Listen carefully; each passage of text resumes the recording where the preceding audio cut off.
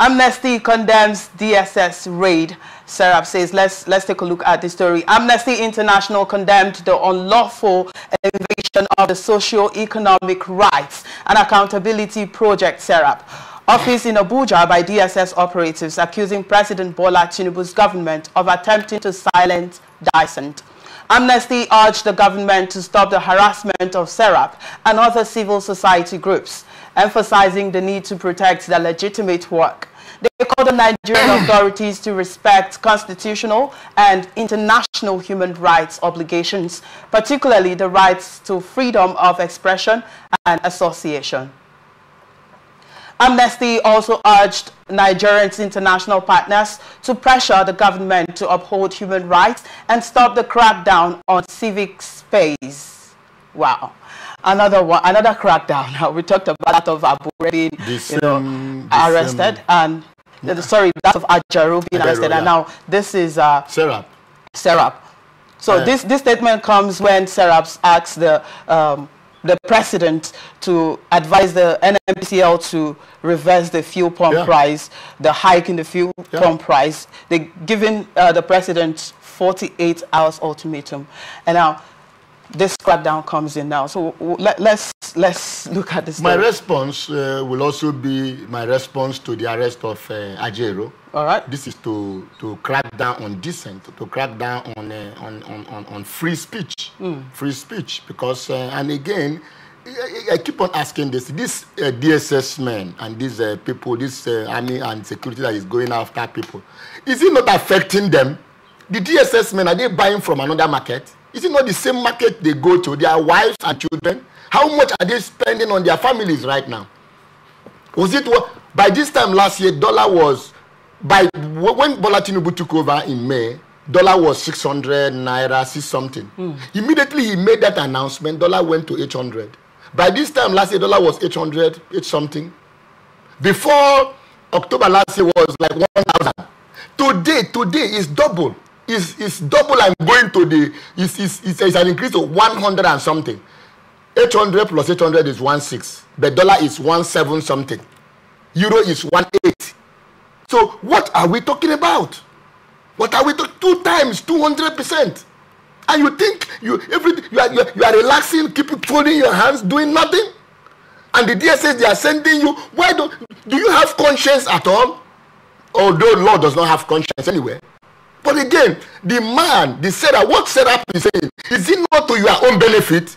The DSS men, the security men, policemen, is it not to your own benefit? How much are you being paid? Can you survive on your salary? I'm talking about the DSS men. Can you survive EFCC? Can you survive on your salary? Army man, can you survive on your salary without something coming from the corner? Without collecting money here and there? Can you survive on your salary in Nigeria? No human being, no Nigerian can survive on his salary anymore. Quarters are not provided for you. You pay accommodation somewhere. I know my DSS friend. They pay accommodation. You are not quartered. You are not provided with enough equipment to do your job. Policemen buy uniform. You buy your uniform. You buy your suit. You buy your shoes. You buy your kits. You buy everything. How much are you being? How much? And somebody is saying, fighting on your behalf. Ajero is fighting on behalf of the DSS men, army men, and private people. Not for me, but for you people working. Not even for me. I'm a private man. Not for me, but for you people working. And you are fighting. We went to arrest him, to humiliate him. SERAP is fighting for your behalf. How much are you buying fuel? Are you happy with it? Are you happy? You buy fuel for the house. You buy for office. You buy for the car. My brother, I calculated my fuel the other day. I was buying fuel 200,000 naira in 3 days. In 1 day, I bought for the house. For the house, I bought 20,000. When they were selling 1,000, no. Now this 115, I never buy. 20,000 house, 20,000 office, 60,000 in a day. What am I working? Where am I working? 60,000 in a day.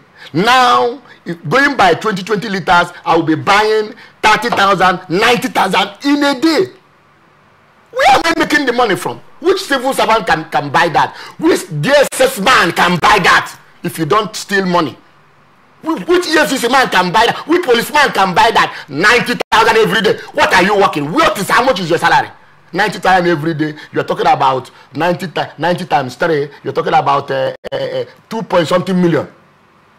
Well, in a month. How much are they paying you? Well, NNPC also made a statement that they are not the one who determines the price. That is the market factor that determines the price of the fuel pump price, the PMS today. So, Benny, your mama say Benny, thank you, Mama. True. So even the FCC man, so the NNPC man, are you surviving on your salary? So who do you think regulates the market price?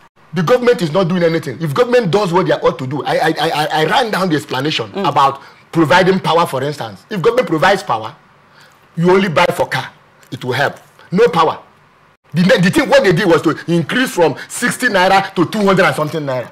Thinking that will save you. It will not save you, government. Increment of prices and all, it will not save you. It will help to worsen the situation. It will not. So okay, now, you are paying me 70,000. You have not even paid 70,000 naira.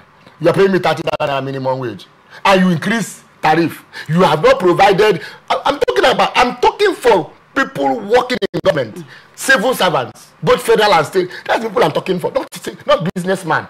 I don't expect government to provide housing for me. Assuming the government did not provide housing for you, they are not paying your children's school fees. They did not provide school. We used to have the army children's school, what do you call it? Police children's school, where you can send your children at the end of the day, something deducted for your salary. Quarters are provided, barracks are provided. They don't provide any of these things. You come to pay for house where I pay for house. How much is 2-bedroom flat now? It depends on where you want it. How much? So how much is 1 room? Depends on where you want to have it. And you pay for all this things from your salary. Can you survive? Nobody. Let me investigate you. Let me investigate all the DSS, FCC men. Come and let me investigate you. Let us see how much you are spending for your house, for your car, whether it's from your salary. Because you are stealing money. You are stealing money, that's why you can survive. And the government encourages you to steal money. That is what I said. The government encourages corruption. Because you know that this man is not surviving on his salary. Are we not seeing policemen on the road standing and collecting money? Well, there are no commission doesn't pass there. There are no proofs to that, Barrister. Huh? There are no proofs to that the government supports that. When you are spending more than you are earning, and the government turns blind eye, are they not seeing these policemen standing and collecting money? Have they stopped them? Can't the police stop them? They will send detectives. Detectives will go there and catch all of them. But how do you want to go and catch that man? I don't even support you catching the man.